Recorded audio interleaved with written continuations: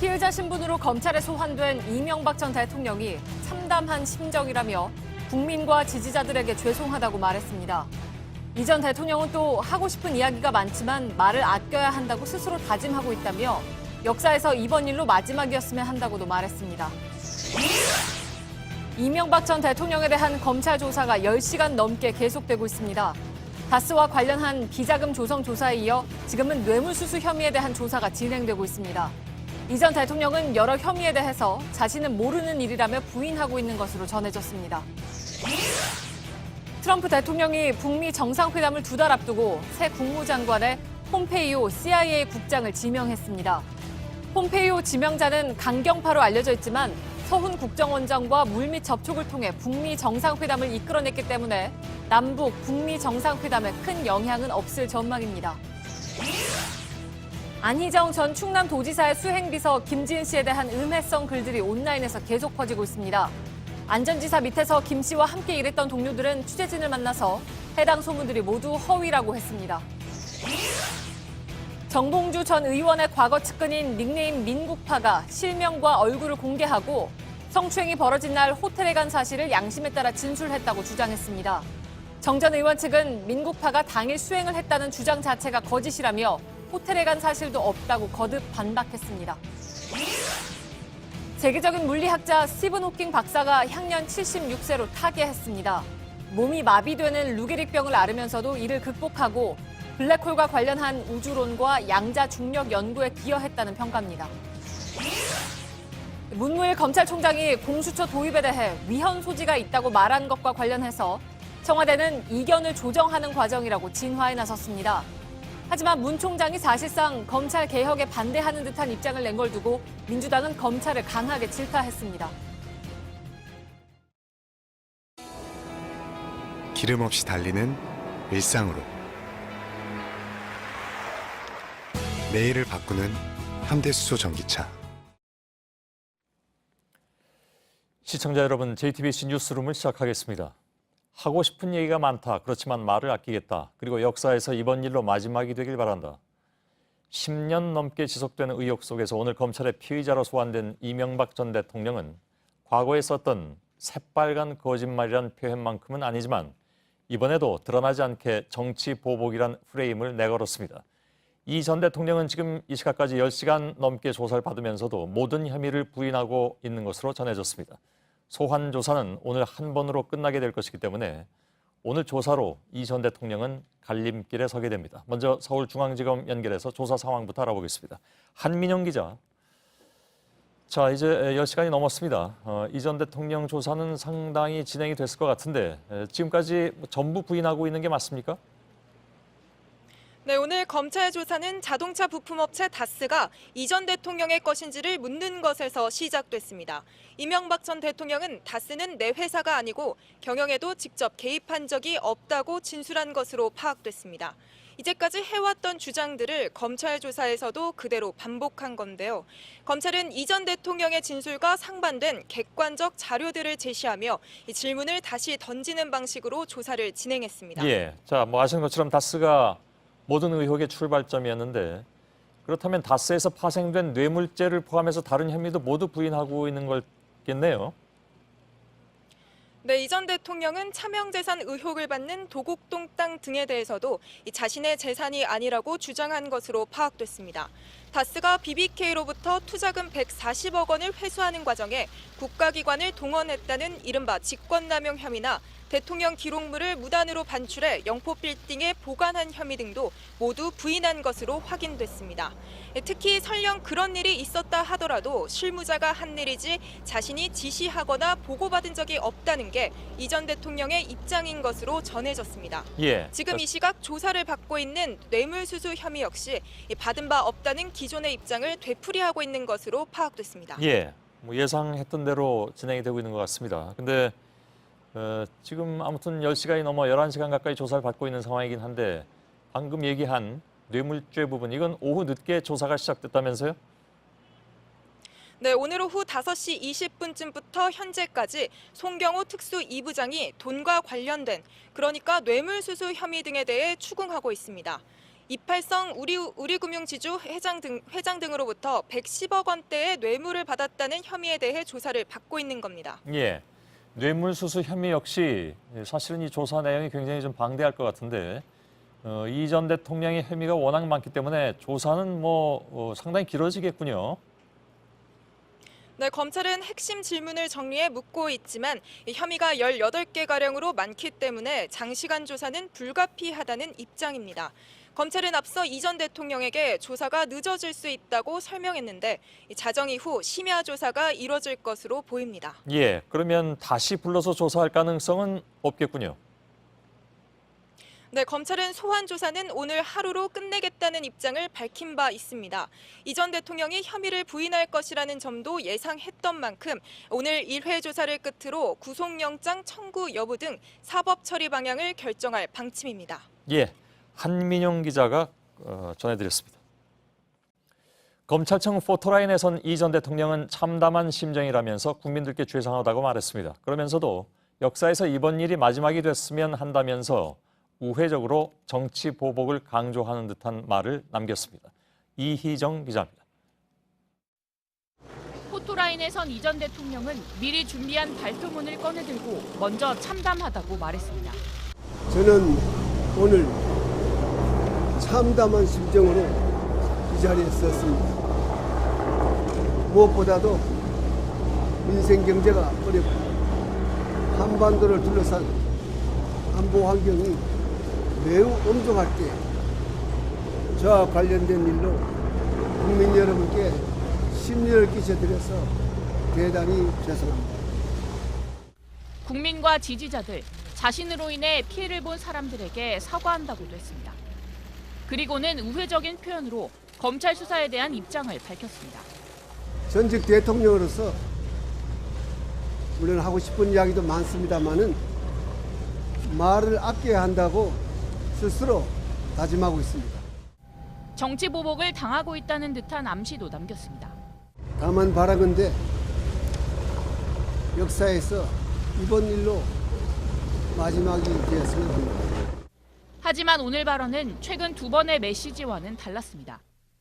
그러나 지나간 6개월 적폐청산의 명목으로 보면서 이것이 과연 개혁이냐, 감정풀이냐, 정치적 보복이냐 이런 의심이 들기 시작했습니다. 노무현 대통령의 죽음에 대한 정치 보복이라고 보고 있습니다. 두 번의 입장 발표 이후 측근들의 결정적 진술과 새로운 뇌물수수 정황들이 나오면서 발언 수위를 누그러뜨린 것으로 풀이됩니다.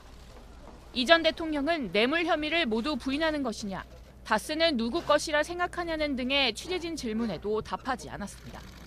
JTBC 이희정입니다. 예, 특히 이명박 전 대통령은 검찰로 향하기 전에 측근들에게 보다 명확하게 자신의 혐의를 부인한 것으로 확인됐습니다. 나만 깨끗하게 한다고 되는 건 아닌 것 같다, 이렇게 말했다는 건데요. 내 잘못은 없다, 잘못이 있었다 해도 주변 탓이다, 이런 느낌이 강한 발언들입니다. 이서준 기자입니다. 이명박 전 대통령의 측근들은 아침부터 논현동에 집결했습니다. 대치동 사무실에서 검찰 소환에 함께 대비해온 참모들뿐 아니라 자유한국당 의원들도 소환 전 이 전 대통령을 만나러 온 겁니다.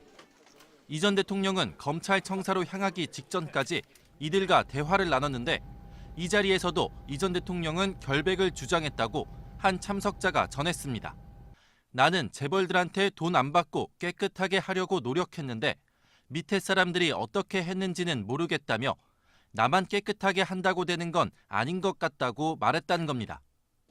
또 이 전 대통령은 지난 며칠 동안 삶을 돌아보는 시간이 됐다며 선거 때도 깨끗하게 하려고 했다고도 말했다고 참석자들이 전했습니다. 대선 전 사전 수뢰 의혹이나 삼성의 다스 소송비 대납 의혹 등을 모두 부인한 겁니다. 동시에 이들 의혹과 관련해 이 전 대통령의 지시를 받았다고 진술한 과거 측근들에게 책임을 모두 넘겨버리는 발언이기도 합니다. 이 전 대통령은 이런 대화를 나눈 뒤 검찰청으로 향했고 포토라인에서선 구체적인 의혹은 언급하지 않은 채 국민께 죄송하다며 고개를 숙였습니다. JTBC 이서준입니다. 아직 조사가 진행 중이긴 합니다만 이명박 전 대통령의 변호인단은 우선 구속을 피하는 데 전력 투구할 것으로 보입니다. 그러나 상황이 녹록지 않습니다. 1년 전에 구속된 박근혜 전 대통령의 전례가 이 전 대통령으로서는 가장 큰 걸림돌이 될 수 있습니다. 서복현 기자가 설명해 드리겠습니다. 구속 수사를 피하기 위해 이명박 전 대통령 측이 내세울 수 있는 방어 논리로는 전직 대통령이란 점이 꼽힙니다. 전직 대통령 예우와 함께 신분을 고려할 때 도주할 우려가 없다는 주장을 할 수 있는 겁니다. 1년 전 전직 대통령 신분으로 구속된 박근혜 전 대통령도 같은 논리를 제시한 바 있습니다. 당시 박 전 대통령의 도주 우려를 놓고 있다 없다 논란이 되자 검찰은 구속 사유에서 아예 도주 우려를 뺐습니다. 그런데도 법원은 영장을 발부했습니다. 박 전 대통령과 사안의 성격이나 대응 방식이 유사하다는 점도 이 전 대통령 측에는 불리한 점입니다. 박 전 대통령은 사안의 중대성과 혐의 부인에 따른 증거인멸 우려, 안종범 전 수석 등 앞서 구속된 인물과의 형평성이 고려됐는데 이 전 대통령 역시 유죄 선고 시 중형이 불가피한 점은 물론 혐의를 강하게 부인하고 있는 데다 김백준 전 기획관 등 측근들이 구속된 상태입니다. 이미 이 전 대통령의 재산관리인이 차명재산 자료들을 파기하는 등 증거를 인멸한 사실도 드러났습니다. 이 전 대통령의 혐의 대부분은 측근들의 진술로 뒷받침이 되는데 향후 재판에서 이들을 회유할 우려가 있다는 점도 구속 의견에 힘을 실을 수 있습니다. JTBC 서복현입니다. 예, 검찰은 오늘 조사 내용을 주말 사이에 분석해서 늦어도 다음 주 초에는 구속영장 청구 여부를 결정할 방침입니다. 그런데 구속영장을 청구한 다음엔 그것이 이제 발부가 될 것이냐, 그것이 무엇보다도 지금 큰 관심사임에 틀림이 없죠. 근데 지금 공범들이 여럿 구속돼 있는 데다가 뇌물 혐의 액수 자체가 크기 때문에 구속이 불가피하다, 이런 분석도 나오고 있습니다. 물론 반대의 분석도 있긴 있습니다만은 향후에 영장이 어떻게 처리될지 지금 이 시점에서 가장 중요한 그리고 궁금한 점이기도 해서 법조팀 취재기자 심수미 기자와 함께 이 내용을 좀 짚어보도록 하겠습니다. 우선 구속의 기준으로 통상 세 가지가 있습니다. 범죄의 중대성, 도주 우려, 그리고 증거인멸의 우려. 나눠서 봐야 될 것 같은데 범죄의 중대성을 보자면 이건 뭐 이견은 없어 보이긴 하는데 어떻게 봅니까? 네, 지금까지 검찰이 수사해온 이명박 전 대통령의 혐의는 모두 약 18가지, 법률상 죄명으로는 6개에 달합니다. 예. 확정된 내용이 아니기 때문에 오늘 소환조사 결과에 따라서 더 늘어날 가능성도 배제할 수는 없는 상황입니다. 예. 이 가운데 가장 무거운 혐의가 이제 특정범죄 가중처벌법상 뇌물수수인데요. 액수에 따라서 더 무겁게, 그러니까 가중처벌을 받을 수 있는 겁니다. 예. 삼성이 대납한 다스 소송비 70억 원을 비롯해서 국정원 특활비까지 합치면 약 110억대 뇌물을 받은 걸로 조사된 만큼 이 전 대통령에게 가장 불리한 혐의라고 볼 수 있습니다. 예. 법조계에서는 이 같은 개별 뇌물 혐의들 가운데 한두 가지만이라도 상당성이 인정된다면 구속 사유는 충분하다는 분석이 나옵니다. 예, 실제로 이제 특활비 4억 원 뇌물수수의 방조범, 그러니까 김백준 전 기획관이 지금 구속 상태에 있습니다. 재판을 받고 있고요.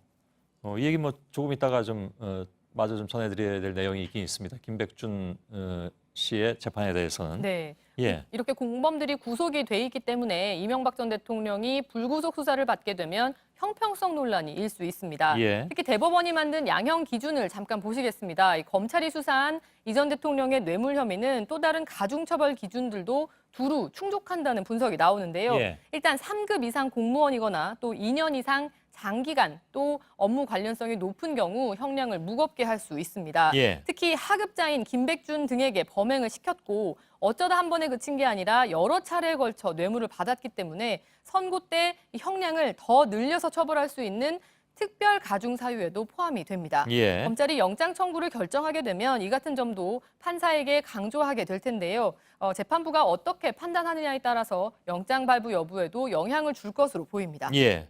그냥 상식적으로 보자면 김백준 전 기획관을 구속시킨 법원이 이명박 전 대통령을 구속시키지 않았을 경우에는 자기 부정이 돼버리는 것이다, 이런 분석이잖아요. 그래서 아까 그 중요성을 말씀한 것 같은데 일단 뭐 지켜보도록 해야 되겠죠. 뭐 아직 뭐 저 형식적으로 보자면 구속영장 청구도 아직 안 된 거니까 예, 일단은 그렇긴 합니다.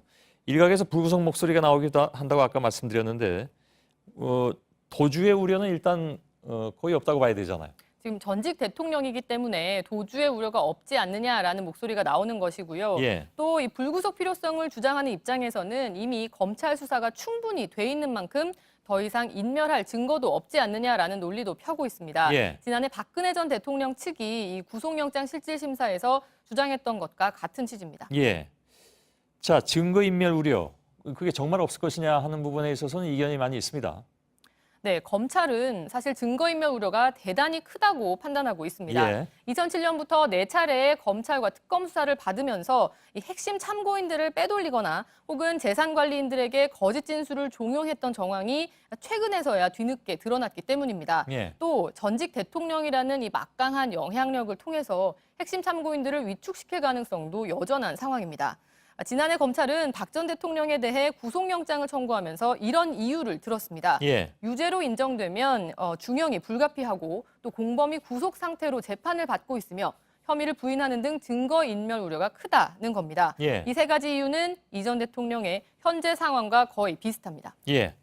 특히나 오늘 하루 종일 다 부인을 하고 있기 때문에 그래서 그것이 구속영장 청구까지 이어질 것이다 하는 분석은 이미 나오고 있습니다.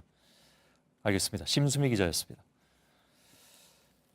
자, 오늘 이 전 대통령이 검찰청으로 향하는 길은 10분도 채 걸리지 않았습니다. 의혹이 지속됐던 10년이라는 시간에 비하면 찰나와도 같았습니다. 강희연 기자가 취재했습니다.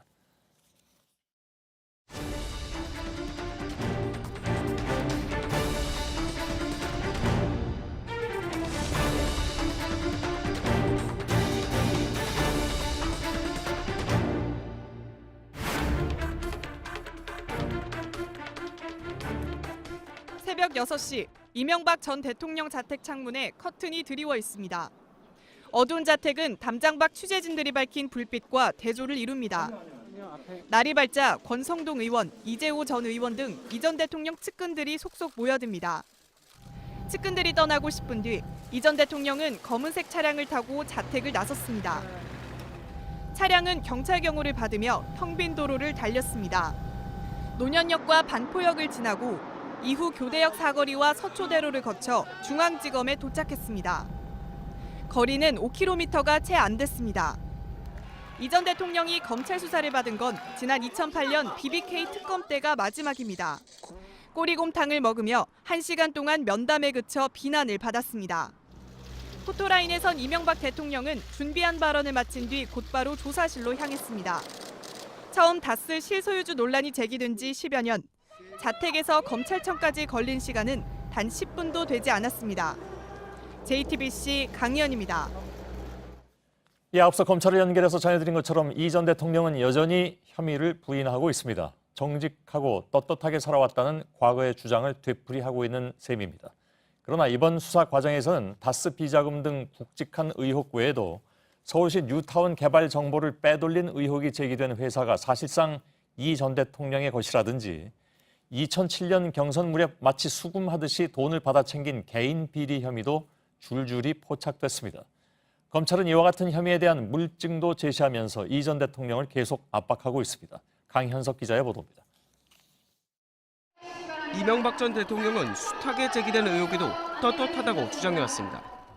누구도 나의 길을 막을 수가 없습니다. 저는 정직하고 당당하게 살았기 때문입니다. 대통령이 된 뒤에도 마찬가지였습니다.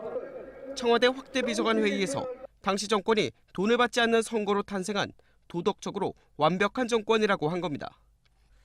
하지만 이번 검찰 수사 과정에선 많은 개인 비리 의혹들이 터져나왔습니다. 2007년 경선 당시 제기된 홍은 플래닝 관련 의혹이 대표적입니다. 서울시장으로 있으면서 뉴타운 계획을 홍은 플래닝이라는 회사에 넘겨줬다는 건데 검찰은 이 회사가 이 전 대통령의 차명 회사라는 결론에 도달했습니다. 또 2007년 대선 당시 측근을 동원해 마치 수금하듯 금품을 받아냈다는 의혹도 새롭게 드러났습니다. 지금까지 드러난 것만 ABC 상사, 성동조선, 대보그룹 등에서 받은 33억여 원에 달합니다. 이 전 대통령은 모든 의혹을 음모론으로 치부하고 있지만 검찰은 오늘 조사에서 비리 혐의를 입증할 물증과 진술을 하나하나 꺼내놓으며 추궁하고 있습니다. JTBC 강현석입니다. 검찰이 이 전 대통령을 소환하기까지에는 알려진 대로 측근들의 진술이 결정적이었습니다. 지근거리에서 보좌했던 측근들이 이 전 대통령을 의혹의 정점으로 지목했고 결국 소환까지 이르게 되는 것이죠. 측근들은 검찰 조사에서 더 이상 이 전 대통령을 위해서 살지 않겠다는 심경을 밝혔다고 합니다. 김선미 기자입니다. 검찰은 이 전 대통령의 혐의를 입증할 핵심 진술을 측근들로부터 확보했습니다. 이 전 대통령의 대학 동문이자 재산 관리까지 도맡아 집사로 불렸던 김백준 전 청와대 총무기획관이 대표적입니다. 청와대 재직 시절 국정원 특수활동비 4억 원을 받은 혐의에 대해 이 전 대통령의 지시였다고 실토한 겁니다. 김 전 기획관은 가족들의 설득에 이같이 털어놓은 것으로 전해졌습니다. 측근들의 등돌리기는 1997년 국회의원 비서관으로 이 전 대통령과 인연을 맺은 김희중 전 청와대 제1부속실장도 예외가 아니었습니다. 그는 최근 검찰 조사에서 2011년 김윤옥 여사를 보좌하던 행정관에게 미화 10만 달러를 전달했다고 진술했습니다. 2008년 BBK 특검 당시 다스와 이 전 대통령의 관계를 부인했던 김성우 전 다스 대표도 당시 진술은 거짓이라는 내용의 자수서를 검찰에 제출했습니다. 측근들은 검찰 조사에서 하나같이 비슷한 입장을 취했던 것으로 전해졌습니다. 바로 더 이상 이 전 대통령을 위해 살지 않겠다는 것이었습니다. JTBC 김선미입니다. 김희중 씨는 지금 저희와의 인터뷰, 즉 모든 언론과의 인터뷰를 사양하고 있지만 저희들과는 지금 취재진과 문자로 의견을 나누고 있는데요. 그 내용은 저희들이 2부에서 출연 기자와 함께 좀 전해드리도록 하겠습니다. 자, 방금 전해드린 김백준 전 기획관은 오늘 국정원 특활비 뇌물을 받은 혐의로 법정에 섰습니다. 이 재판에서 검찰은 공범인 이명박 전 대통령을 다음 달 초에, 그러니까 4월 초에 기소하겠다는 뜻을 밝혔습니다. 이제 한 달도 안 남은 그런 상황이죠. 특히 김 전 기획관은 직접 A4 용지에 써온 입장문을 읽으면서 오늘 이 전 대통령 소환 조사에서 철저한 수사를 통해서 진실이 밝혀지길 기도한다고 했습니다. 측근의 전향을 명확히 알게 해주는 대목이기도 합니다. 김나한 기자입니다. 이명박 전 대통령의 뇌물수수를 방조한 혐의 등으로 재판에 넘겨진 김백준 전 청와대 총무기획관이 법정에 섰습니다. 재판은 일찍 끝났습니다. 김 전 기획관 변호인들이 검찰의 수사 기록을 열람, 복사하지 못해 수사 내용에 대해 의견을 내지 못했기 때문입니다. 검찰은 공범인 이 전 대통령 수사가 마무리되지 않아 수사 기록을 내줄 수 없었다고 설명했습니다. 이에 재판부는 이명박 전 대통령을 기소하면서 같이 정리한다는 것이냐고 물었습니다. 검찰은 그렇게 예상하고 있다며 수사 마무리 시점은 4월 초쯤이라고 답했습니다. 김 전 기획관의 공범인 이 전 대통령을 재판에 넘기겠다며 구체적 시점까지 밝힌 겁니다. 재판에서 김 전 기획관은 이명박 전 대통령의 국정원 특활비 4억 원 수수를 방조했다는 혐의에 대해 인정했습니다. 오늘 재판에서 김 전 기획관은 A4 용지에 직접 작성한 입장문을 꺼내들고 심경을 밝히기도 했습니다. 특히 이 전 대통령에 대해 바로 이 시각 소환 조사를 받고 있다고 들었는데 철저한 수사를 통해 모든 진실이 밝혀질 것으로 기도한다고 했습니다. JTBC 김나한입니다. 다음 소식입니다. 트럼프 미 대통령이 북미 정상회담 추진 소식을 전한 지 닷새 만에 주무장관인 렉스 틸러슨 국무장관을 경질했습니다. 그것도 트윗을 통한 해고 통보의 형식이었습니다. 누가 봐도 모욕적일 수 있습니다. 틸러슨의 후임은 북한 김정은 위원장에 대한 정보에 가장 가까이 있다는 폼페이오 중앙정보국 국장입니다. 정효식 특파원입니다. 폼페이오 국장이 우리의 새 국무장관이 될 것입니다. 틸러슨에게 트윗 공개 해고장이 간 건 아프리카 순방을 마치고 귀국한 지 불과 4시간 뒤였습니다. 사전 전화 통화도 없었습니다.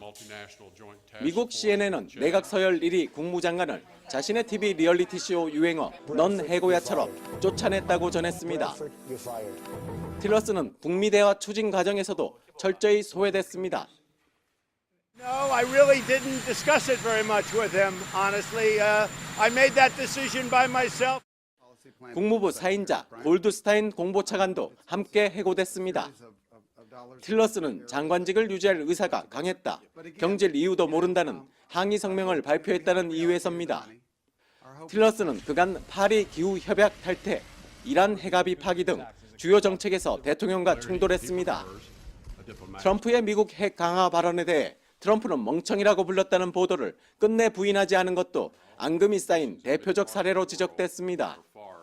틸러스는 6시간 후 퇴임 회견에서 트럼프 대통령만 감사 인사에서 뺐습니다. 대신 러시아의 문제 있는 행동에 대응해야 할 일이 많이 남았다는 뼈있는 한마디를 남겼습니다. 워싱턴 포스트는 틸러슨 해고로 지금까지 핵심 참모만 최소 26명이 백악관을 떠났다고 전했습니다. 워싱턴에서 JTBC 정효식입니다. 예, 자 그렇다면 새로 국무장관으로 들어선 폼페이오는 어떤 인물인가? 그리고 이 사람이 북미 정상회담의 그 준비 과정에 끼칠 영향은 또 어떤 것인가? 우리 정부는 그렇게 나쁜 케이스는 아니다. 오히려 잘된 케이스인 것이 맞다라는 반응이기도 한데 그건 조금 이따 전해드리도록 하고요.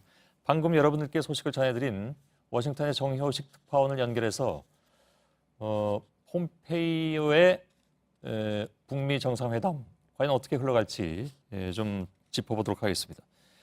자, 정효식 특파원, 우선은 뭐 주파수가 여러 가지로 트럼프하고 맞다 이런 평가는 이미 나왔는데 지금 김정은 위원장에 대한 분석이라든가 여러모로 볼 때 북미 정상회담까지 시일이 좀 촉박한 상황이어서 어떻게 흘러갈지 궁금합니다. 폼페이오를 전면에 내세운 이유는 뭘까요? 한마디로 친정체제 강화입니다. 트럼프의 평가처럼 주파수가 같고 생각하는 게 비슷한 측근을 국무장관에 기용해 대북 협상을 이끌겠다는 겁니다. 트럼프 대통령이 직접 설명한 걸 들어보시죠. 예. We're always on the same wavelength. The relationship has been very good. 틸러슨과는 생각이 같지 않았지만 폼페이오와는 사고방식이 매우 비슷해 아주 잘 될 것이라는 기대감을 보인 겁니다. 국무부가 아닌 폼페이오 국장이 이끄는 CIA가 펜스 김여정 회동 추진부터 정상회담 성사까지 사실상 대북 물밑 접촉을 주도한 것도 큰 이유입니다. 상원 인준 절차에 시간이 걸리는 만큼 폼페이오는 CIA 국장 신분으로 5월 회담의 준비팀을 이끌며 실무협상 지휘를 맡을 것으로 보입니다. 예.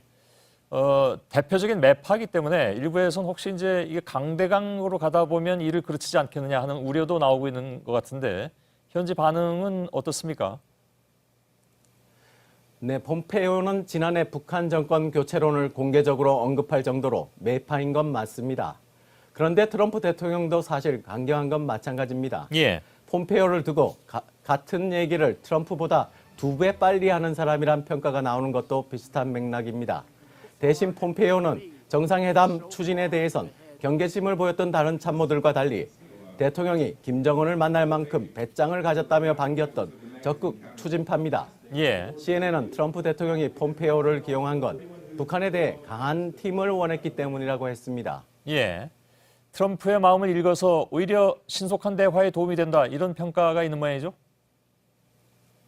네, 로버트 갈루치 대사와 함께 제네바 합의팀 멤버였던 조엘 위트는 워싱턴 포스트에 북한도 트럼프 대통령과 긴밀한 사이인 폼페이오 지명을 대화에 긍정적으로 볼 것이라고 진단했습니다.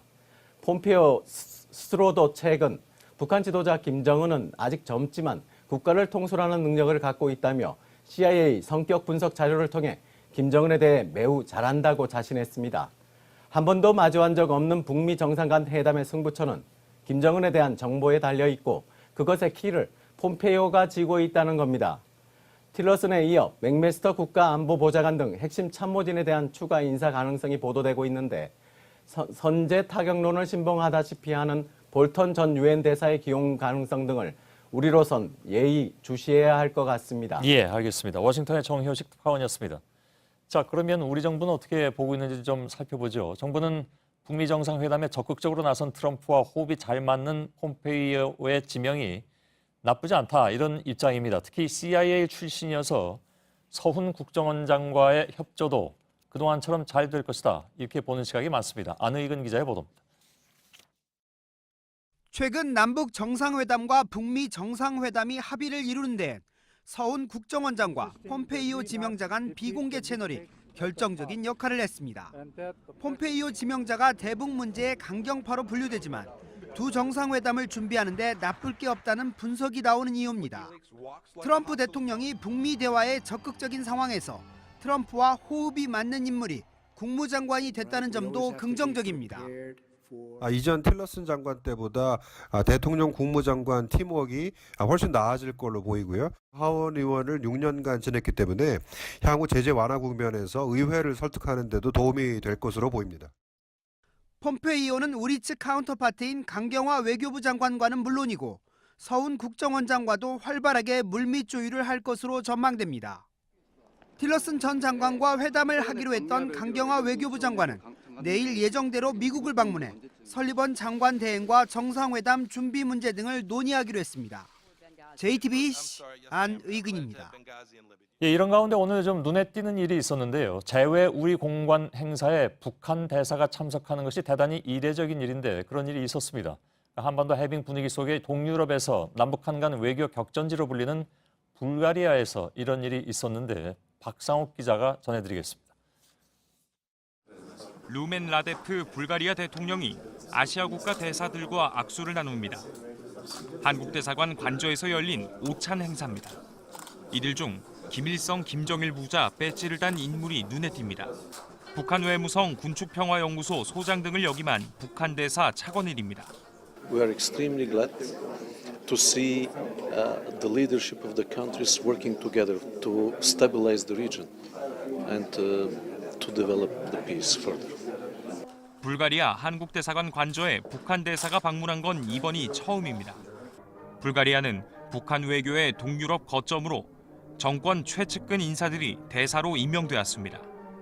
김정은 위원장의 숙부 김평일도 이곳 대사를 지냈습니다. 북한 대사의 동선은 평양의 의중을 드러냅니다.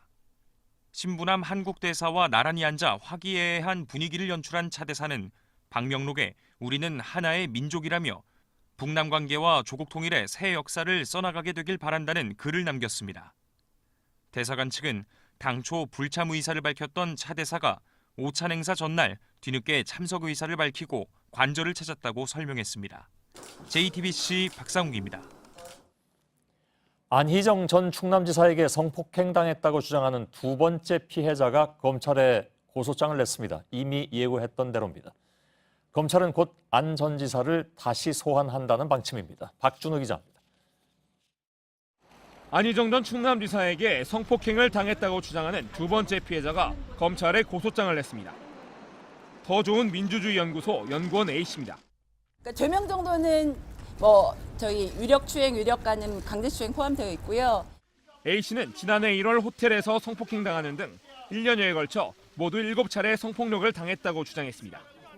변호인은 검찰의 비공개 수사와 피해자 신변 보호를 위한 위치 추적 등을 요청했다고 밝혔습니다. 2차 피해가 우려돼 신원은 밝히지 않기로 했습니다. 이름, 자기 얼굴, 가족, 사는 곳 이런 것들이 밝혀지면서 자신의 삶이 하나하나 남들에 의해서 해체되는 과정이 굉장히 두렵고 힘든 상황입니다. 그래서 검찰은 이틀째 안 전 지사의 충남도청 집무실을 압수수색했습니다. 이 과정에서 안 전 지사와 비서실 직원들이 나눈 메신저 대화 기록을 확보한 것으로 알려졌습니다. 두 번째 고소장이 접수된 만큼 이르면 이번 주말 안 전 지사를 재소환할 것으로 보입니다. 검찰 관계자는 첫 번째 폭로자 김지은 씨와 관련한 혐의에 대해서도 추가 조사가 필요하다고 말했습니다. 앞서 성폭력 피해 사실을 폭로한 김 씨 측은 안 전 지사와 대질신문에는 2차 피해 등을 우려해 응하지 않겠다고 밝혔습니다.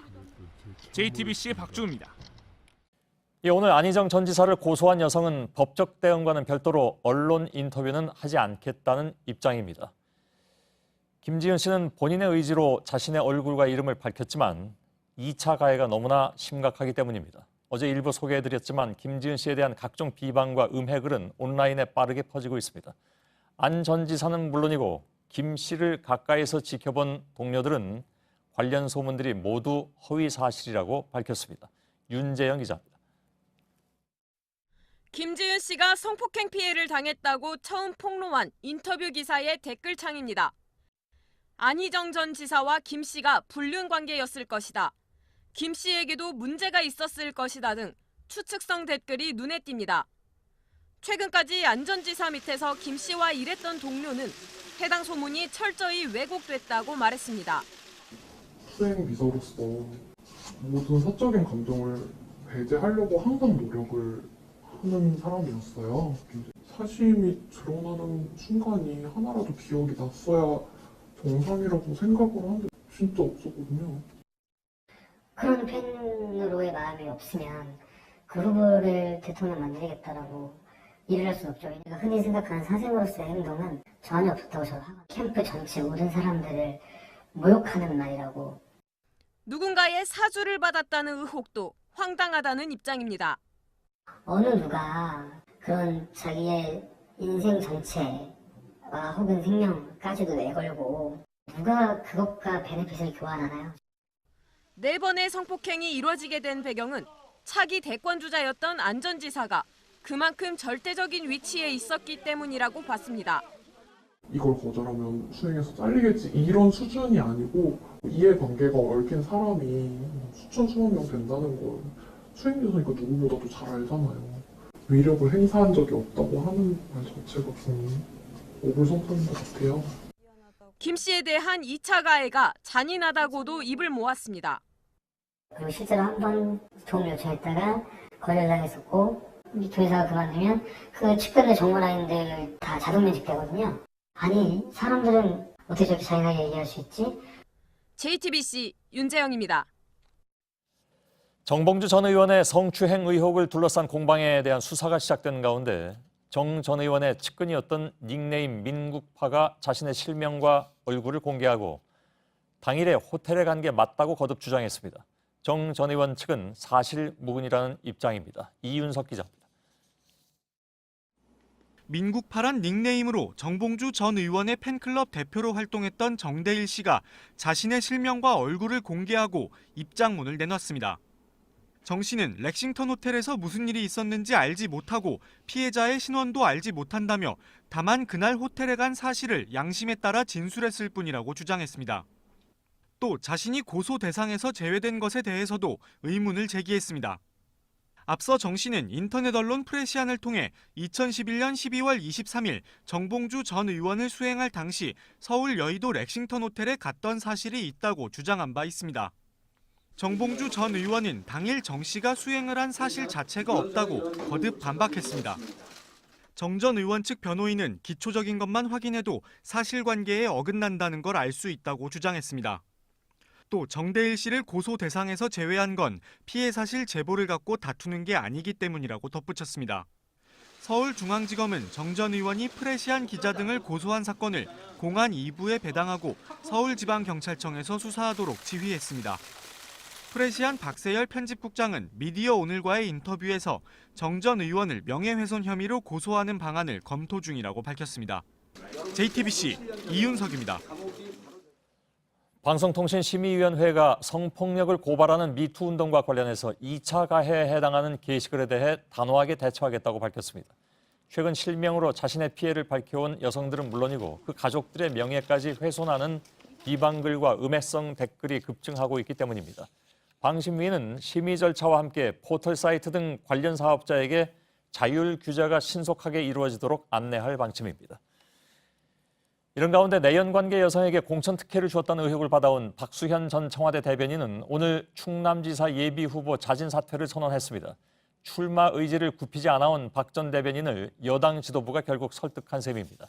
김혜미 기자입니다. 박수현 전 청와대 대변인은 오늘 오후 전격 사퇴를 선언했습니다. 오전 당 비공개 최고위원회 때까지 박 전 대변인은 자신과 관련된 의혹에 대해 적극 소명했습니다. 최고위원회에 저는 충분하게 소명했고 최고위원회는 저희 소명을 아주 상세하게 잘 들었습니다. 내연관계 여성을 지방의원으로 특혜 공천했다는 의혹이 불거진 이후 민주당은 박 전 대변인의 충남지사 선거 불출마를 요구했습니다.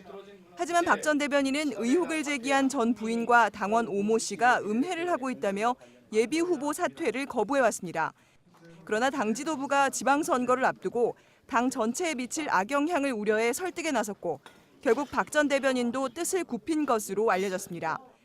박 전 대변인은 사퇴 발표 직후 낸 입장문에서 최고위가 자신의 해명을 수용해 당내 명예는 지켜졌다고 판단한다며 이제 법의 심판을 받겠다고 법정 공방을 예고했습니다. 박 전 대변인의 결정으로 부담을 덜게 된 민주당은 당과 문재인 정부의 성공을 위한 결단에 감사한다는 논평을 냈습니다. JTBC 김혜미입니다. 네, 세계적인 물리학자 스티븐 호킹 박사가 세상을 떠났습니다. 몸을 움직일 수도 혼자 말을 할 수도 없었던 그는 과학적인 업적뿐 아니라 용기와 유머를 잃지 않는 인간적인 면모로 영원히 기억될 유산을 남겼습니다. 김성탁 특파원입니다. 발을 내려다보지 말고 별을 올려다보라. 이렇게 말했던 호킹 박사가 영국 케임브리지의 자택에서 눈을 감았습니다. 21살 때 근육이 마비되는 루게릭병으로 2, 3년밖에 살지 못할 것이란 진단을 받았지만 그는 굴하지 않고 연구에 몰두했습니다. 머리가 뒤틀린 채 컴퓨터 음성 재생 장치를 쥐고 블랙홀이 입자를 방출해 증발할 수 있다는 이론을 소개하는 등 우주의 생성과 운용의 원리를 밝혀냈습니다. 저서 시간의 역사는 2,500만 부가 팔려나가며 인류의 상상력을 자극했습니다. 우주로 가지 않으면 인류에게 미래가 없다며 직접 무중력 상태를 체험하기도 했습니다. I am very excited. I have been wheelchair bound for almost 4 decades, and the chance to float free in zero G will be wonderful.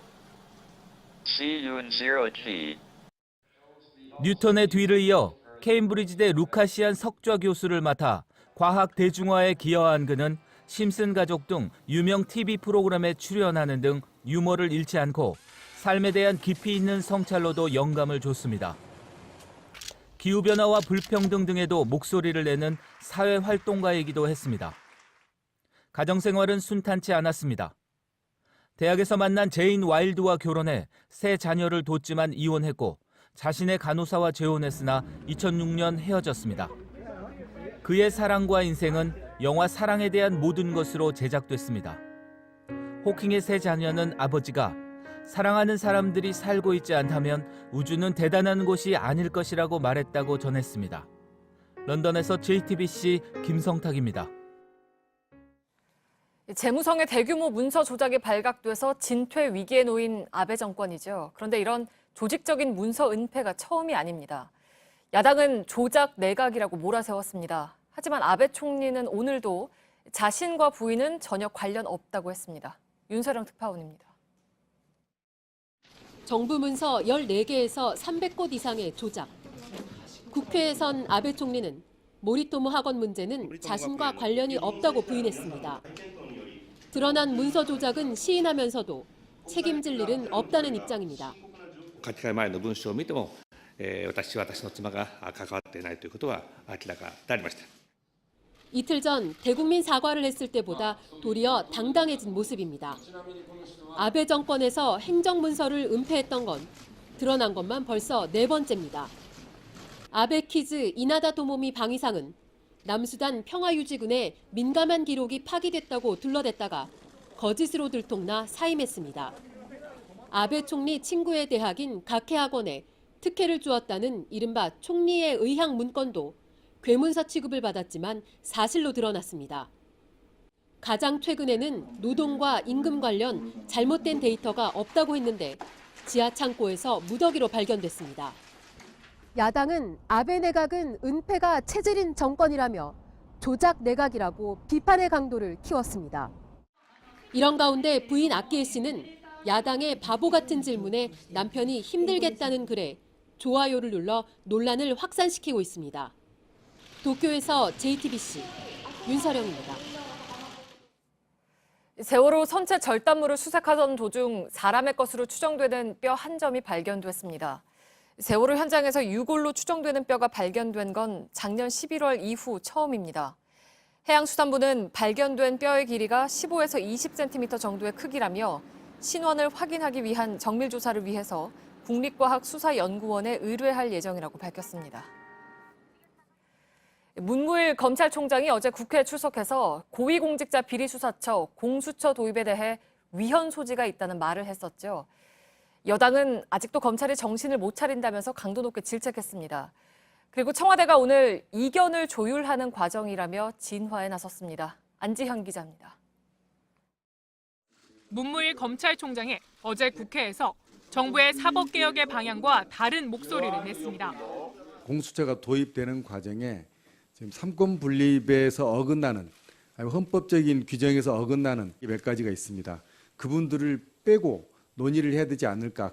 여당은 공개적으로 질책했습니다.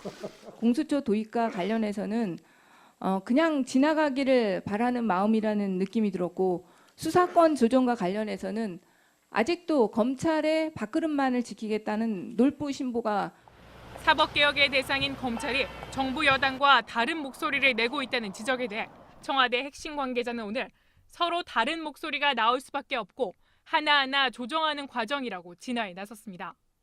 사법개혁특위 소속 백혜령 더불어민주당 의원은 JTBC와의 통화에서 지금은 논의가 시작되는 과정이라 이견을 낼 수 있다면서도 권력기관 개혁은 결국 입법기관에서 결정하는 사안이라고 말했습니다. JTBC 안지연입니다. 박근혜 정부 시절 창조경제혁신센터가 전국에 들어섰습니다. 청년들의 창업을 돕고 일자리를 만들겠다는 거였죠. 그런데 이 센터에서 청년들을 울리는 채용 비리가 있었던 것으로 조사됐습니다. 특정인을 서류 심사도 없이 합격시키거나 내부 직원들끼리 높은 점수를 몰아주는 특혜가 있었던 겁니다. 구희령 기자입니다. 대구, 대전, 부산, 울산. 박근혜 전 대통령은 전국 창조경제혁신센터를 통해 청년 일자리를 만들겠다고 했습니다. 하지만 이 센터들에서도 채용 비리가 벌어졌습니다.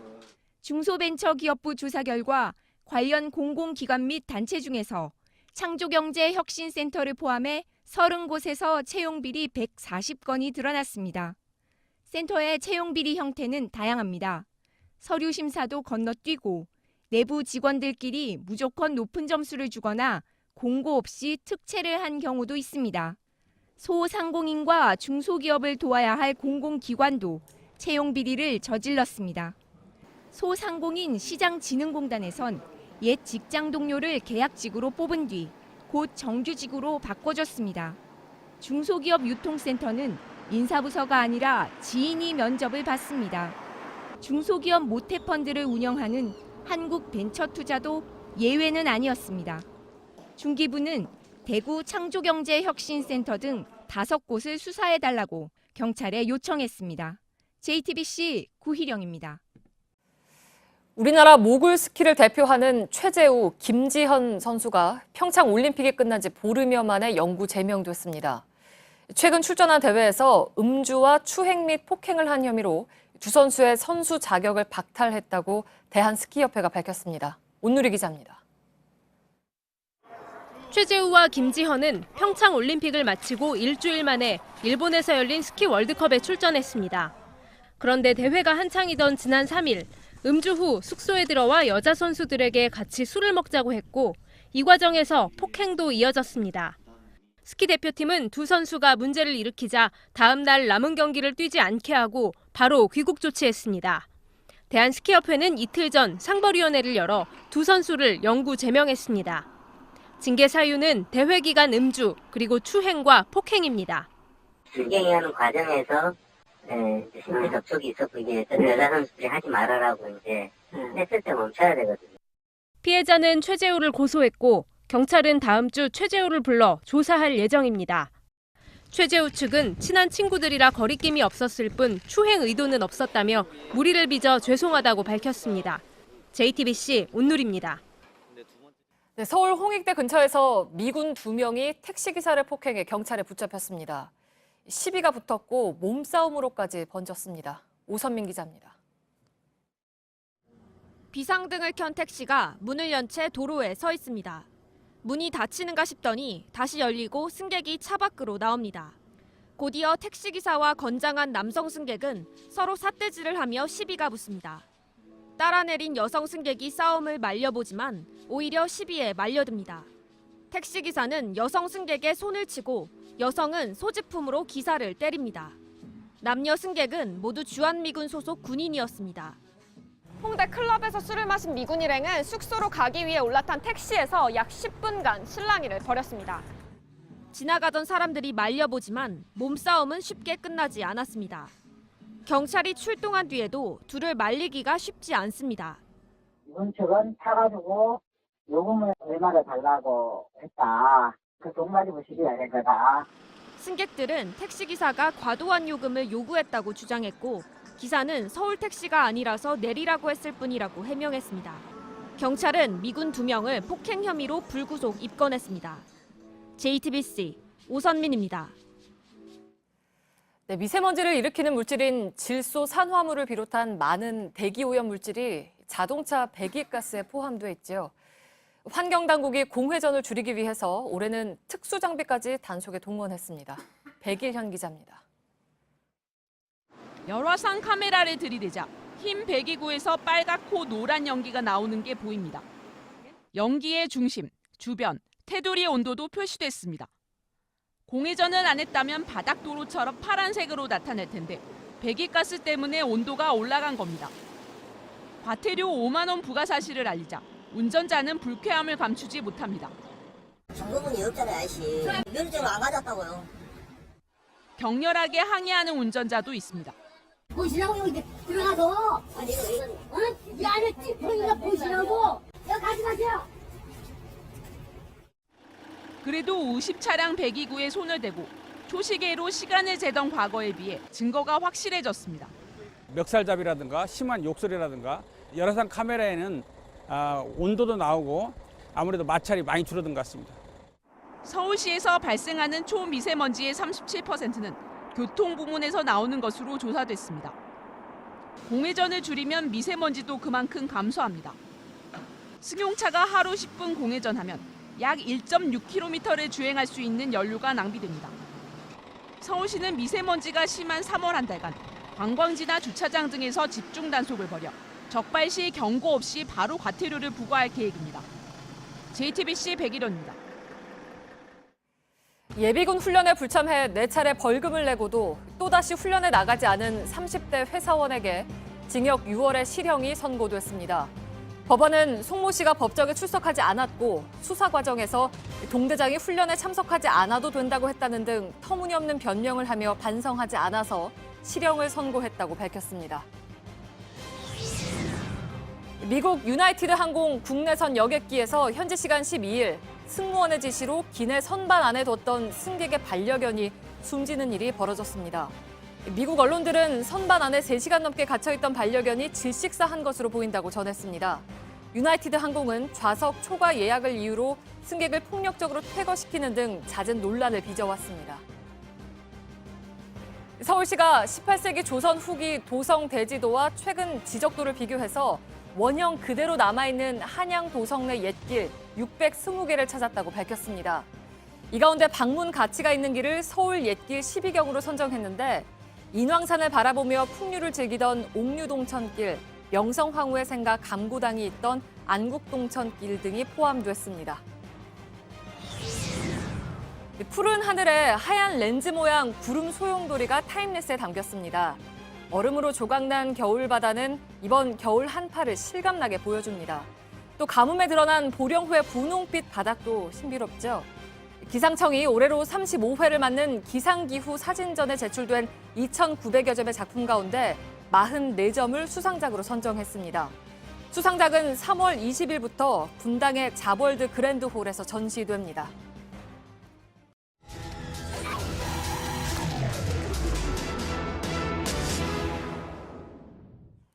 네, 이명박 전 대통령의 소환을 앞두고 있던 어제 논현동 자택과 검찰청에는 내내 긴장감이 돌았습니다. 1년도 안 돼서 두 전직 대통령의 검찰 소환을 바라보는 시민들도 마찬가지였습니다. 지난 24시간을 밀착카메라 구혜진 기자가 담아왔습니다.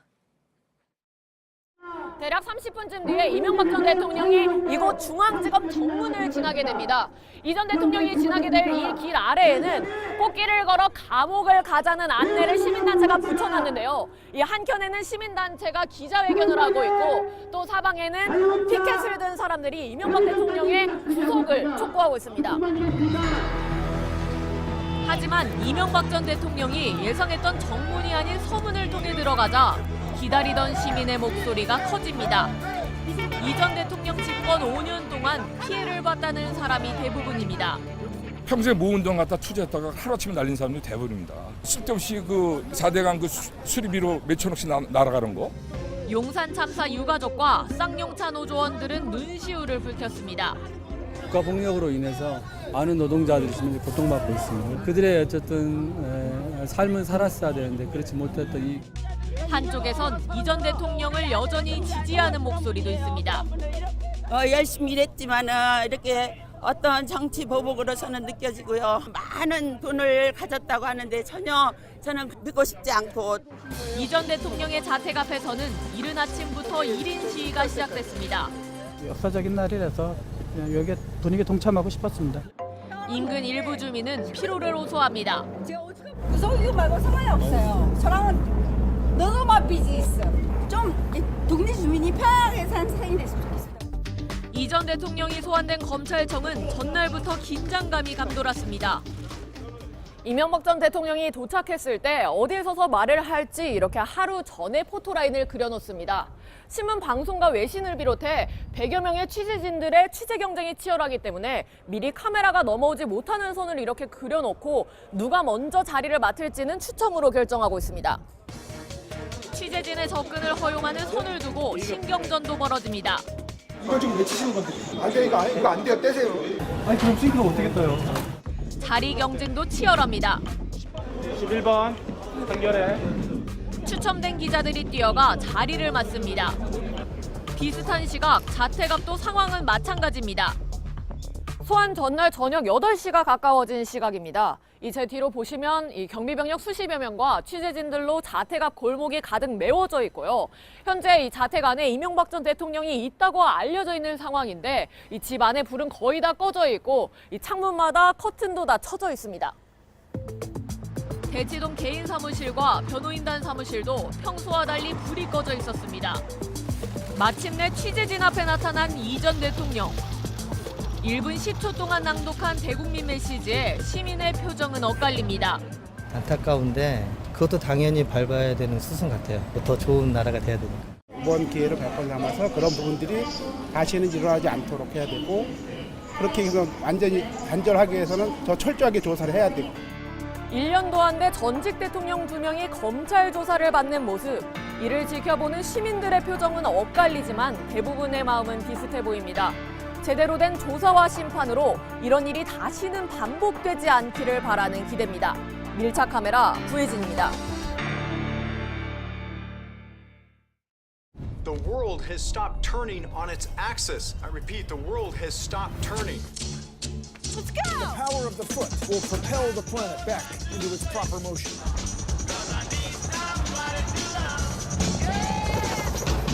Let's go. Whoa, whoa, whoa, whoa, whoa! Why's everybody going this way? This just in. You're running the wrong way. Let's go! I knew it! I knew I was right. We got to do the whole thing again.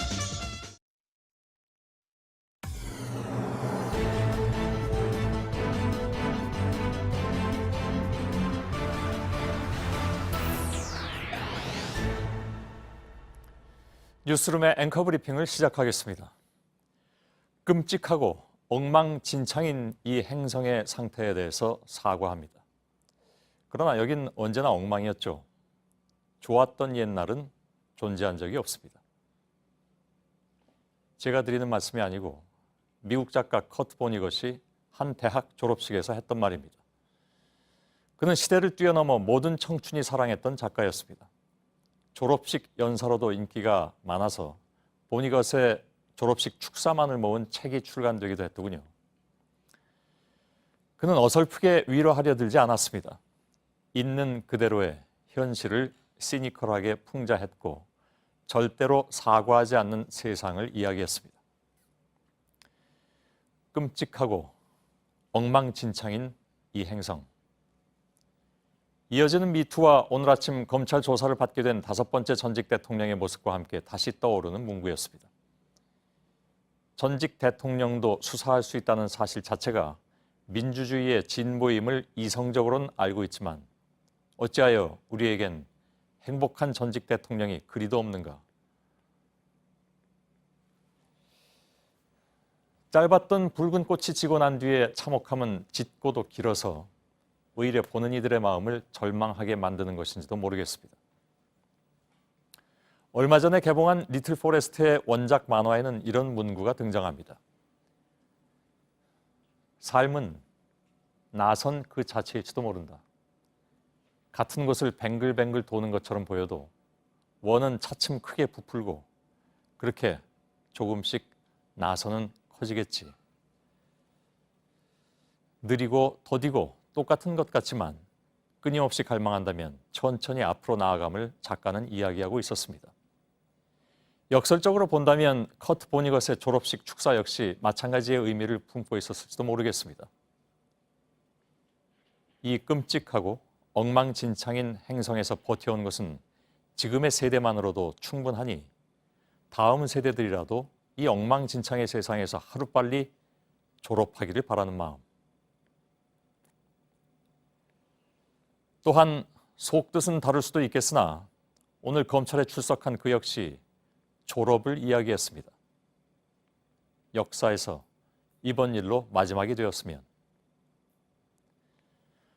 오늘의 앵커 브리핑이었습니다.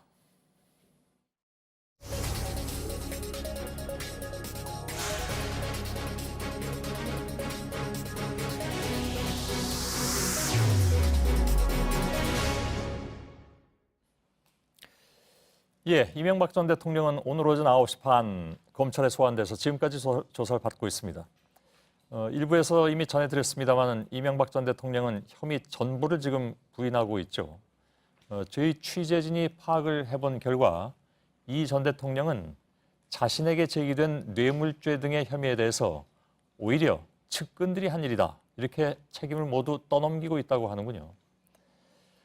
하지만 이처럼 부인으로 일관하는 진술이 피의자 신문 조사에서 기록으로 남으면 결국 증거인멸 등을 우려한 구속영장 청구에 무게를 실어줄 뿐이다. 이런 분석도 나오고 있습니다. 한편 검찰은 김윤옥 여사에게도 수억 원이 전달된 정황을 포착한 것으로 파악이 됐는데 이 소식도 추가로 전해드리겠습니다. 서울중앙지검 연결하겠습니다. 한민영 기자, 앞서 이 전 대통령이 다스 의혹 등과 관련한 혐의를 모조리 부인하고 있다고 했는데 혹시 추가로 파악된 내용이 있는지 좀 설명을 해주죠. 네, 이 전 대통령은 김백준 전 청와대 총무기획관 등 핵심 측근들이 뇌물수수나 다스와 관련해 검찰 조사에서 진술한 내용은 모두 사실이 아니라는 입장을 밝히고 있다고 합니다.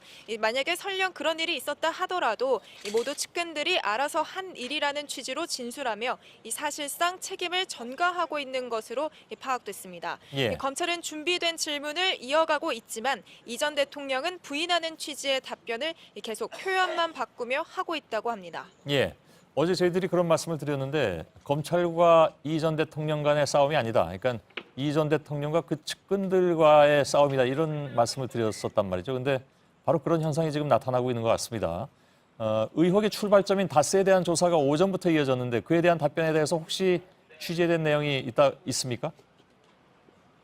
네, 이 전 대통령과 관련한 10여 년 의혹의 출발이자 끝은 자동차 부품업체 다스와 관련된 의혹들입니다.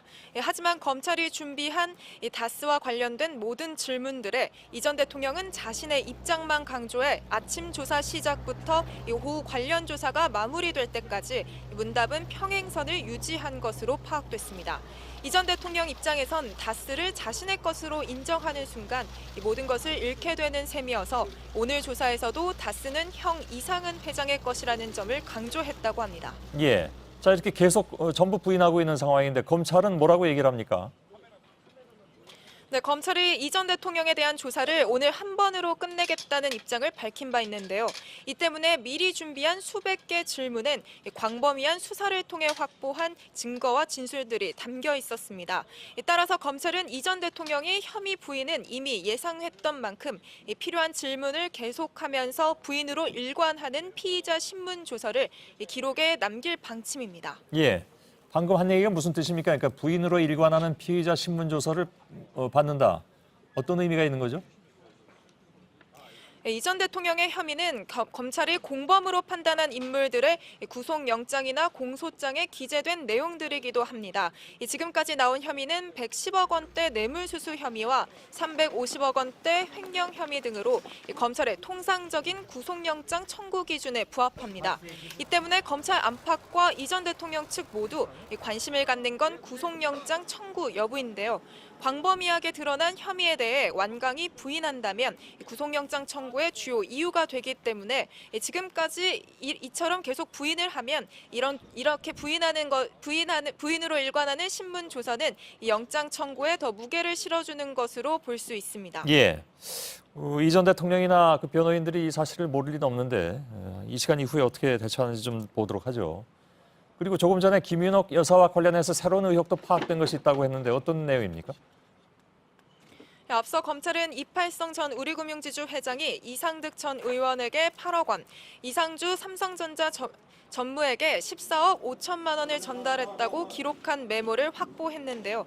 이 전 대통령의 사위인 이상주 전무는 당초 검찰 조사에서 8억 원을 이 전 회장에게 받아 이상득 전 의원에게 전달한 사실만 인정했습니다. 그러면서 14억 5천만 원에 대해서는 모르는 돈이라고 진술한 것으로 전해졌었는데요. 하지만 최근 검찰 조사에서 이 전무가 이 돈 가운데 수억 원을 김윤옥 여사에게 전달했다고 진술을 바꾼 것으로 파악됐습니다. 예, 알겠습니다. 특히 이 돈이 전달된 시기는 이 전 대통령 재임 중이었고 예. 돈이 건네진 직후 이 전 회장이 연임에 성공해 검찰은 이를 명백한 뇌물이라고 판단하고 있습니다. 예, 알겠습니다. 한민영 기자가 전해드렸습니다. 자, 이명박 전 대통령에 대한 검찰 조사 지금 거의 12시간 가까이 돼가고 있는데 제가 일부에서 잠깐 말씀드렸습니다만은 측근 중에 측근이었던 김희중 비서관, 이 김희중 씨하고는 저희들이 그동안에 문자로 계속 좀 소통을 해오고 있는 상황입니다. 직접적인 인터뷰는 계속 사양하고 있는데 본인의 의견은 저희들한테 계속 문자로 전해드리고 있는 상황이고 오늘 역시 문자를 주고받았습니다만 눈에 띄는 그런 부분들이 좀 있어서 이 내용을 포함해서 또 다른 얘기까지 임소라 기자와 함께 얘기를 좀 나눠보도록 하겠습니다. 어서 오세요. 예. 자, 모든 혐의를 부인한다. 계속 전해드리고 있습니다. MB에게 사실 좀 치명적이라고 할 만한 결정적인 진술을 한 것이 김희중 전 실장입니다. 네. 저희하고 문자 소통하고 있다고 말씀드린 오늘도 입장을 밝힌 내용이 있다고 했는데 어떤 겁니까? 네, 김희중 전 실장을 아시는 것처럼 검찰 조사 과정에서 국정원 특활비를 김윤옥 여사 측에 전달했다는 내용을 인정한 바 있습니다. 예. 이 전 대통령 측에는 결정적으로 불리한 진술이었습니다. 예. 그런 김 전 실장에게 오늘 이 전 대통령 검찰 조사와 관련한 입장을 물어봤습니다. 김 전 실장은 검찰의 증거가 방대하고 구체적이다라면서 자신도 조사를 받으면서 당황한 적이 있었다. 네, 당황한 적이 많았다고 했습니다. 예. 그러면서 이 전 대통령도 조사에 임하면 태도가 달라질 수도 있다고 생각한다고 자신의 의견을 밝혔습니다. 예. 그런지는 좀 봐야 되겠습니다만 적어도 현재까지는 계속 부인을 하고 있다고 네. 하는데 이건 무조건 부인인지. 근데 아까 저희들이 잠깐 전해드린 바에 따르면 내가 아니라 측근들이 한 것이다 이렇게 떠넘기고 있다는 그런 상황이 보도가 됐잖아요. 네. 그래서 어떤지 모르겠습니다. 근데 아무튼 김 전 실장이 보기에는 자신이 검찰에 나가서 조사를 받을 때 보니까 검찰이 굉장히 탄탄하게 준비를 한 것 같다 이런 얘기잖아요. 네, 김 전 실장은 JTBC 취재진에게 압수수색으로 확보된 자료와 MB 재산 관리인들의 진술에서 검찰이 구체적인 증거들을 확보하고 있다는 느낌을 받았다면서 예. 측근인 자신이 생각해도 심하다고 생각할 정도였다 이렇게 말했습니다. 예. 그러니까 측근인 본인도 잘 모르는 세세한 내용까지 검찰이 이미 파악을 하고 있다 이런 내용입니다. 예. 때문에 무작정 부인하는 게 별 의미가 없었다 이런 취지인데요. 예. 하지만 앞서 이야기 나눈 것처럼 이 전 대통령은 현재까지 완강하게 혐의 내용을 부인하고 있는 상태라고 합니다. 예. 그 검찰에 출두하기 직전에 측근들한테 아침에 자택에서 그 얘기를 했다면서요. 이건 내가 혼자 깨끗해서 될 문제가 아닌 것 같더라. 네. 그 얘기 이제 다시 말하면 자신 책임이 없다 이런 얘기로 해석이 될 수밖에 없는 그런 상황인데 조사 태도가 바뀔지 의문입니다. 그래서 네, 이명박 전 대통령이 검찰 포토라인에서는 비교적 말을 아끼는 분위기였습니다. 그런데 자택에서는 측근들과 비교적 긴 이야기를 나눴는데 예. 취재를 해봤습니다. 한 참석자에 따르면 이 전 대통령은 돈도 받지 않으려 노력했고 그리고 선거 과정에서도 부정한 돈을 가능하면 쓰지 않으려 했다고 말했습니다. 예. 그리고 나만 깨끗하다고 되는 건 아닌 것 같다 이렇게까지 말했다고 합니다. 예. 검찰청사로 들어가기 전에는 죄송하다, 미안하다고 몸을 낮췄지만 본인의 책임을 인정한다기보다는 주변 관리를 잘못했기 때문이다. 이런 취지의 내용입니다. 예.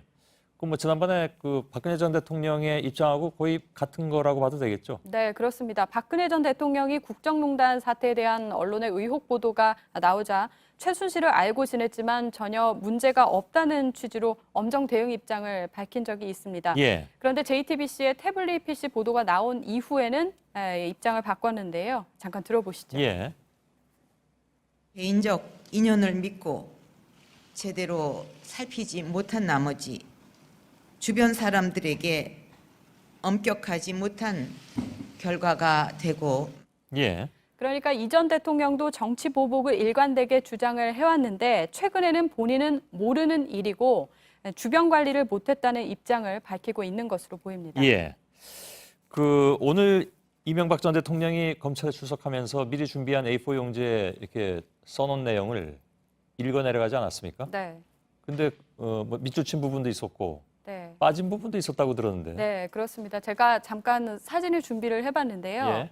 흐릿하지만 줄이 그어져 있습니다. 예. 엄중한. 네. 예. 그리고 심리를 끼쳐드려. 네. 예. 네. 그리고 말을 아껴야 한다고 스스로 다짐하고 있습니다. 이 세 부분입니다. 예. 아마도 강조해야 할 부분에 밑줄을 쳐둔 것으로 그렇겠죠. 보이고요. 예. 그런데 이 전 대통령이 중간에 읽지 않은 문장은 이번 일이 모든 정치적 상황을 떠나서 공정하게 이루어지기를 기대합니다라는 부분이었습니다. 예. 왜 뺐는지는 모르죠. 네, 취재가 안 되는 부분입니다. 예, 예. 알겠습니다. 임소라 기자였습니다.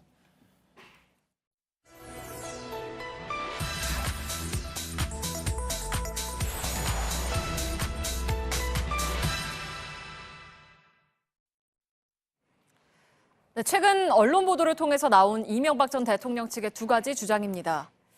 특히 대통령이 되기 전의 혐의에 대해서 이렇게 밝혔습니다. 2007년 당선되기 전은 공무원에 해당하는 뇌물 혐의를 적용할 수가 없다. 또 뇌물죄를 적용해도 공소시효 10년이 이미 지났다. 그러니까 뇌물이 아닌데 또 뇌물이라고 해도 공소시효가 만료됐다는 겁니다. 팩트체크팀은 판례와 법률 전문가들의 분석을 통해서 이 주장이 맞는지 확인을 했습니다. 오대훈 기자, 먼저 당선되기 전에 이르면 뇌물죄 적용을 할 수가 없는 겁니까? 그렇게 보기는 어렵습니다. 이 전 대통령의 지금까지의 뇌물 혐의 액수가 110억 원 정도로 추정이 되고 있습니다. 네. 이 가운데서 후보 시절에 특히 수십억 원의 뇌물을 받은 혐의가 있습니다. 2007년 8월 20일에 한나라당 후보 확정됐습니다. 그 이후에 12월 19일에 당선 때까지 이어졌다고 알려져 있습니다. 이때는 공무원 신분이 아니었습니다. 하지만 뇌물죄는 공무원뿐만 아니라 공무원이 될 자도 대상이 됩니다. 대가성이 입증이 되면 사전수뢰죄가 적용될 수 있습니다. 네, 공무원이 될 자라는 거는 어떻게 판단을 하는 겁니까? 유력 대선 후보도 해당이 되는 겁니까? 그렇습니다. 2010년에 대법원의 판례가 있는데 이런 내용입니다. 공직에 취임의 가능성이 확실하지는 않더라도 어느 정도의 개연성을 갖춘 자를 포함한다라고 되어 있습니다. 또 선거에 뽑히는 경우, 그러니까 선거에 나서는 경우에 당선자가 아니어도 된다고 판단했습니다. 충분히 적용 가능하죠. 대통령이 될 가능성이 거의 확실시 됐잖아요. 단순히 선거 비용에 사용하라라는 돈이면 정치자금인데 대통령 될 것이 확실하고 그 이후에 이익을 받을 걸 생각을 했다면 사전수뢰죄가 될 수가 있죠. 네. 그러면 두 번째 주장은 어떤가요? 그러니까 뇌물죄를 적용하더라도 공소시효 10년이 이미 지났다라는 건 어떻습니까? 그것도 판례로 보면 사실로 보기는 어렵습니다. 뇌물죄 공소시효가 2007년에 12월 20일입니다. 그때 바뀌었습니다. 네. 그러니까 대선이 19일이었잖아요. 그 바로 뒤에 개정이 됐는데 2007년에 후보 시절의 일이라면 일단 2017년에 시효가 끝납니다. 네. 단 대통령의 경우에는 임기만큼을 공소시효를 늘려야 합니다. 그래서 2017년이 아니라 여기에 5년을 더한 2022년으로 봐야 하는 겁니다. 네, 그거는 그러니까 대통령은 임기 중에는 뇌물 사건 같은 재판에 면제받는 특권이 있어서 그런 거죠? 그렇습니다. 사실 과거에는 이런 판단을 할 일이 없었습니다. 그런데 1995년에 전두환 노태우 씨 수사가 이루어지면서 헌법재판소의 판단이 나왔습니다. 대통령 재직 중에 공소시효의 진행이 당연히 정지된다. 그리고 공소시효가 대통령 임기보다 짧은 범죄에 대해서는 영영 처벌받지 않는 결과가 되기 때문에 모든 국민은 법 앞에 평등하다는 규정이 대통령도 포함이 된다고 밝혔습니다. 그리고 1997년에 대법원도 대통령 재직 중 공소시효 진행이 정지된다고 판단을 했습니다. 네, 뭐 앞으로 조사 과정을 좀 지켜봐야 되겠지만 판례들을 종합해 보면 주요한 혐의에 대해서는 공소시효가 지났다고 보기가 어려운 거군요. 그렇습니다. 여기에 더해서 다스와 관련된 공소시효도 남아 있다는 게 이 분야 전문가들의 말이었습니다. 네. 특히 300억 원대 횡령 혐의가 있고요. 그리고 수십억 원의 다스 소송비 문제도 지금 걸려 있습니다. 네, 근데 이제 이것과는 반대로 공소시효가 이미 지난 혐의들도 있죠. 네, 우선 선거법 위반 혐의인데요. 2007년 대선 후보 때 자신의 재산을 허위로 신고했다는 혐의입니다. 6개월의 시효가 지났습니다. 그리고 다스의 돈을 2007년 경선 자금으로 쓴 정치자금법 위반 혐의도 있습니다. 공소시효가 5년인데 대통령의 임기만큼 늘어나더라도 지난해 만료됐습니다. 그리고 두곡동 땅을 차명으로 보유해서 부동산 실명법을 어겼다는 혐의도 5년이 지나서 처벌이 어렵습니다. 네, 팩트체크 오대영 기자였습니다.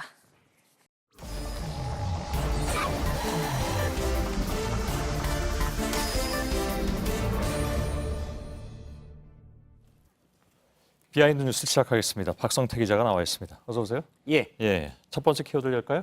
첫 번째 키워드는 달랐던 골목길입니다. 예, 어느 골목길? 서울 논현동의 골목길입니다. 예. 오늘 아침 이명박 전 대통령이 검찰에 출석하기 전 모습을 잠깐 볼 텐데요.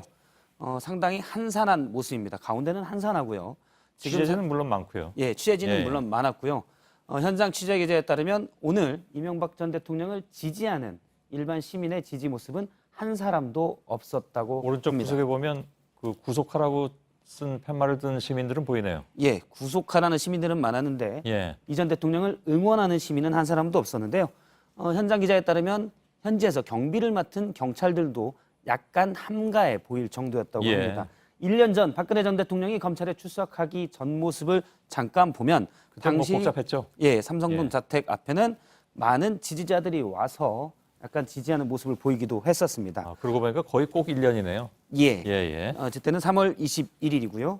검찰청 앞에서는 물론 측근인 이재호 전 의원과 그리고 지금 영상을 잠깐 보면 양복을 입은 일부 시민으로 보이는 사람들이 정치보복 수사를 중단하라라는 구호를 같이 외치기도 했습니다. 예. 그리고 진짜 시민처럼 보이는 한 분이 손팻말을 들고 MB 힘내세요.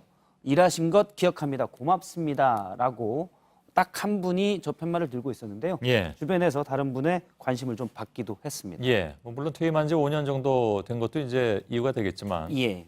어쨌든 이제 이명박 전 대통령은 지금 측근들도 등을 돌렸고 지지자도 굉장히 극히 드문 그런 상황이군요. 예, 그렇습니다. 앞서도 봤지만 이 전 대통령은 검찰청 앞에서 준비한 입장문에서는 기소된 측근들을 의미하는 듯 진심으로 미안하다 이런 말을 했었는데 자택에서 나가기 전에는 나는 깨끗한데 나만 깨끗하다고 되는 것은 아닌 것 같다라고 해서 비리를 측근 탓으로 돌리기도 했었습니다. 이 때문에 과연 이 전 대통령의 진심이 뭔지는 측근들도 알기 어려울 것으로 보이고요. 2007년 대선 당시에 이명박 전 대통령의 측근이었던 자유한국당 홍준표 대표도 오늘 페이스북에 글을 하나 올렸는데요. 죄를 지었으면 지위 고하를 막론하고 처벌하는 것은 당연하다고 일단 선을 그은 뒤에 그 다음에는 오래된 개인 비리 혐의를 집요하게 들춰냈다라면서 현 정부에 대한 불만을 좀 표출을 했습니다. 그런데 개인 뇌물 비리가 100억 원이 넘다는 게 검찰의 판단인데 혐의가 예, 그렇습니다. 이 부분을 그러면 감춰야 되는 건지 그리고 오래됐다는 얘기는 사실 다스나 BBK 문제는 오래전부터 제기되었는데 지난 9년 동안 이명박, 박근혜 정부를 지나면서 권력이 묻어왔던 게 이제 드러나는 겁니다. 예. 자, 두 번째 키워드로 갈까요? 두 번째 키워드는 받았어도 뇌물 아니다. 또 잡았습니다. 또 뇌물이 나오는군요. 예. 오늘 국정원으로부터 1억 원의 뇌물을 받은 혐의로 구속 기소된 최경환 의원의 공판 준비기일 재판이 있었는데요. 최 의원의 변호인은 국정원의 이현수 전 기조실장을 통해서 최 의원이 1억을 받은 것은 사실이 아닙니다라고 주장을 하고 또 법리적으로 뇌물이 아닙니다 이렇게 얘기를 했습니다. 이거 무슨 얘기입니까? 잘 이해가 안 되는데 판사가 당시 변호인의 주장을 정리를 하기를 우선 1억 원은 안 받았다는 주장인데 설령 받았어도 뇌물이 아니다는 주장이군요라고 정리를 했습니다. 정리를 해도 사실 잘 모르겠는데요, 무슨 얘기인지. 맞습니다. 예, 예. 돈을 안 받았으면 그만이고 안 받았으면 예. 거기에 가정이 왜 들어가는지 잘 모르겠네요. 안 받았으면 안 받았다는 것만 증명하면 되는데 예. 만일 받았다면 뇌물이 아니다라는 거는 사실 어떻게 보면 사족에 해당되는 부분입니다. 예. 이미 최경환 의원도 사실 비슷한 주장을 한 바 있습니다. 가장 먼저 이제 뇌물 의혹이 처음 제기됐을 때 만약 사실이라면 동대구역 앞에서 할복 자살하겠다라는 말을 한 적이 있었습니다. 이런 얘기는 뭐 이렇게 자막으로 내기도 좀 민망하긴 하죠. 예, 그렇습니다. 좀 과격한 표현을 썼었는데요. 그런데 점점 혐의가 구체화되자 자유한국당 의원들을 향해서 뇌물을 받은 적이 없다라고 했는데 이 말을 다시 한번 들어보겠습니다. 예. 터무니없는 음해를 하고 있습니다. 저는 국정으로부터 특수 활동비 뇌물을 받은 적이 없습니다. 예. 요것도 좀 애매한 부분이 있잖아요. 그러니까 예. 돈을 안 받았다는 주장이냐, 근데 뭐 받았는데 뇌물은 아닌 거냐, 뭐 이런 얘기잖아요. 돈은 받았는데 뇌물이 아닌 돈을 받았다라는 주장으로 최후의 방어막을 펴는 듯한 모습인데요. 예. 그런데 돈을 줬다는 사람인 이병기 전 국정원장 그리고 이현수 전 국정원 기조실장 등이 구체적인 정황까지 밝히고 있기 때문에 사실 뇌물 혐의를 벗어나기는 어렵다는 그런 해석들이 나오고 있습니다. 예. 세 번째 키워드를 열죠. 세 번째 키워드는 아베 북한 활용법으로 잡았습니다. 예. 오늘 일본 지지통신은 아베 일본 총리가 일본인 납치 문제를 타개하기 위해서 북일 정상회담의 실현 가능성에 대해 검토에 들어갔다. 여기는 이제 또 북일 정상회담을 얘기하는군요. 예, 보도를 했습니다. 중국도 뭐 북중 정상회담 하겠다고 얘기 나왔었으니까. 예, 그렇습니다. 그런데 아베 총리는 지난번 평창 동계올림픽에 와서 당시 문재인 대통령과 정상회담을 했었는데 한미 군사훈련을 연기하면 안 된다라고 얘기했다가 문재인 대통령이 내정 간섭은 곤란하다라고 말하는 그런 지적을 받기도 했었습니다. 대북 그러니까 아베 총리는 강경파였는데 며칠 만에 대화파로 급선회를 한 겁니다. 예. 뭐 얘기 나오는 걸로만 보면 김정은 북한 노동당 위원장은 무슨 정상회담하느라고 굉장히 바쁜 사람이 될 것 같습니다. 예, 갑자기 인기가 높아진 셈이 됐습니다. 예전에 왜 대피훈련도 하고 그랬잖아요, 일본에서는. 예. 사실 아베 총리는 북한의 핵 위협을 가장 적극적으로 이용했다라는 평가를 받아왔는데요. 실제 그 위험을 가장해서 지지율도 올랐었고 또 그런 다음에 전쟁을 할 수 있는 국가로의 헌법 개정도 추진해 왔었습니다. 그런다가 갑자기 태도가 돌변했는데 이는 최근 한반도의 대화 무드에 일본 패싱이라는 얘기가 나오자 서둘러서 태도를 바꿨다라는 지적도 있고 또 하나는 지금 저희가 계속 보도했다시피 아베 총리가 일본 내에서 그 학원 스캔들로 사퇴 압력을 받고 있는데 이 문제에 대한 관심을 돌리기 위해서 북일 정상회담 카드를 꺼낸 것 아니냐 이런 해석도 나오고 그럴 있습니다. 수도 있겠군요. 예, 알겠습니다. 자, 여기까지 듣겠습니다. 박성태 기자였습니다. 내일 전국에 비가 옵니다. 그리고 밤에 비가 그치면 쌀쌀해지겠습니다. 예, 오늘 소셜 라이브는 법조팀 기자들이 나옵니다. 오이석 법조팀장을 비롯해서 이지혜 기자와 심수미 기자가 나와서 이명박 전 대통령 오늘 이제 소환이 돼서 지금 조사를 받고 있는데 갖가지 얘기들이 많이 나올 것 같습니다. 소셜 라이브 함께 해주시면 감사하겠습니다. 저희들은 내일도 최선을 다하겠습니다. 고맙습니다.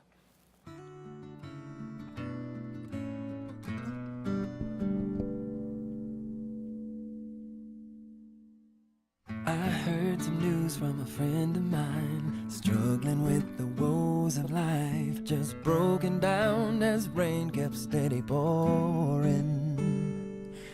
We questioned and we philosophized, but the only truth that we surmised is rain will fall, so the rose will keep on growing. Sometimes it's hard to understand how fate can deal with such a